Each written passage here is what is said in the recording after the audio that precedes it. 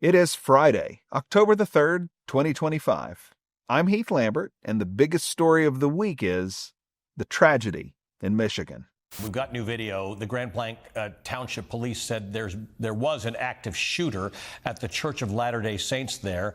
Henry Ford Hospital, of course, confirming to us it's caring for some of the victims. In a statement writing just a short time ago, our hearts go out to our patients, their families, and the community, including the people worshiping. During this incident, what we know right now is that a 40-year-old suspect from Burton, he's a male, he drove his vehicle through the front doors of the church. He then exited his vehicle, firing several rounds at individuals within the church.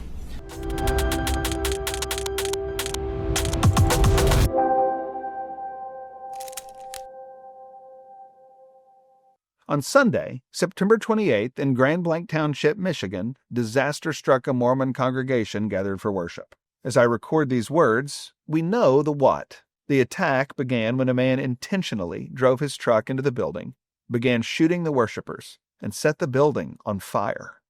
At these early days, as I record the biggest story of the week, a few days earlier than normal, we know that 4 innocent people were murdered, 8 were seriously injured, and the assailant himself was killed by police. All Christians should pray for the recovery of those injured and for the grieving families to be comforted as they face unimaginable loss. Also, as I record these words, we know the who. Authorities have identified a former Marine, the man they killed on the scene, as the lone suspect in the case. What we do not know right now is the why. Investigators are scouring this man's life for information about why he engaged in such a wicked and deadly attack. News outlets are filling their reports on this story with questions about why this man would behave in the evil way he did. That information is trickling in, and more will become clear in the days and weeks ahead. On the biggest story of the week, I want to focus on the crucial nature of the question of why. When we know what happened and we know who did it, why is it so important to figure out why? First, we must say that the question of why is truly important. Our experience tells us this. Whenever we experience tragedy, it takes no strategy or planning to ask why. Why is the question that naturally springs from our heart. We also know that the question of why is important because of the teaching of Scripture. The question why is asked hundreds of times throughout the Bible. Sometimes the question comes from people to other people, and sometimes it comes from people to God. Many times in Scripture, it's a question posed from God to people. Most of the time, the question arises in the aftermath of trouble. The people asking it often know what happened, but they want more information. They want to know why. And the question is, well, why? The truth is that there are several really important responses to this question, but on the biggest story of the week, let me emphasize just one. The question of why points to the issue of motivation. When we ask the crucial question why, it reveals our interest in the causation behind behavior. The reason moral creatures like God and people are interested in why is because we know without needing to be persuaded that our lives matter and therefore our decisions have meaning. We all know that we must understand this meaning in order to make sense of all the things that happen to us. But the need for clarity about meaning feels especially urgent in the midst of tragedy. Without understanding the meaning, the why, behind wicked actions like what took place in Michigan this week, we really can't know how to move forward seeking justice and finding peace. The horrifying nature of the tragedy in Michigan has to do with the terrible loss of life.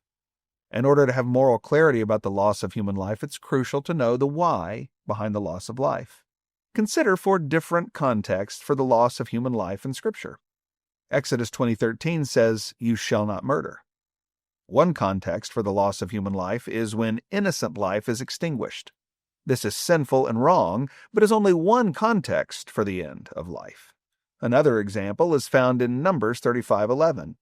You shall select cities to be cities of refuge for you, that the manslayer who kills any person without intent may flee. Here, we have the category of manslaughter created for people who end innocent life but do so unintentionally. In Exodus 22:2, the Bible creates the category of self-defense. If a thief is found breaking in and is struck so that he dies, there shall be no blood guilt. In this context, when a person ends the life of someone seeking to harm them, They are innocent of the blood of the person.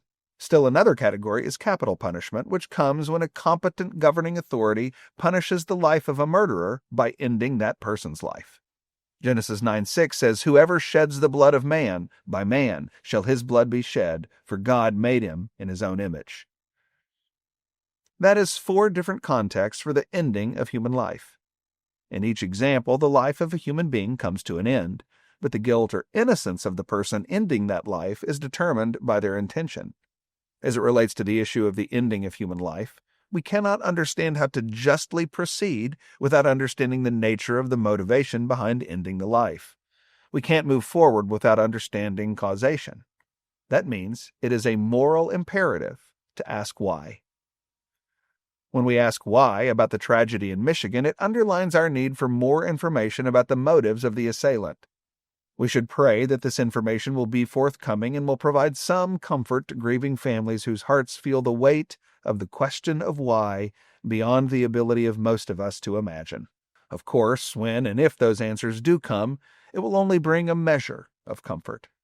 That's because there is no answer to the question of why that will ever justify the murder of these innocents on the part of that wicked man.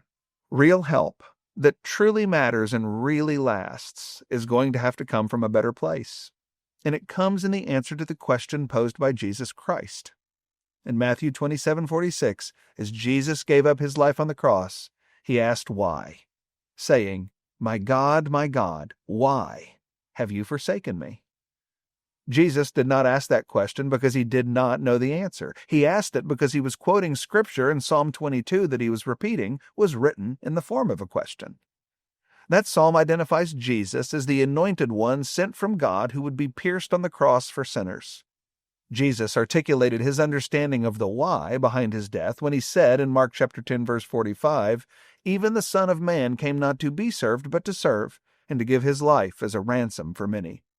The why behind the death of Jesus was to pay the sin debt for all who would believe in him. As we await his return, we will experience many griefs and will ask why countless times. We will get the answer in some tragedies, and in others, unfortunately, we will not. But if we can understand and believe in the why behind the death of Jesus, we can have hope and peace in the painful times when the answers aren't so clear. We should all pray for the victims and their families to have the kind of peace in Jesus in the aftermath of the tragedy in Michigan. That is the biggest story of the week. I can't wait to see you next Friday when we examine next week's biggest headline.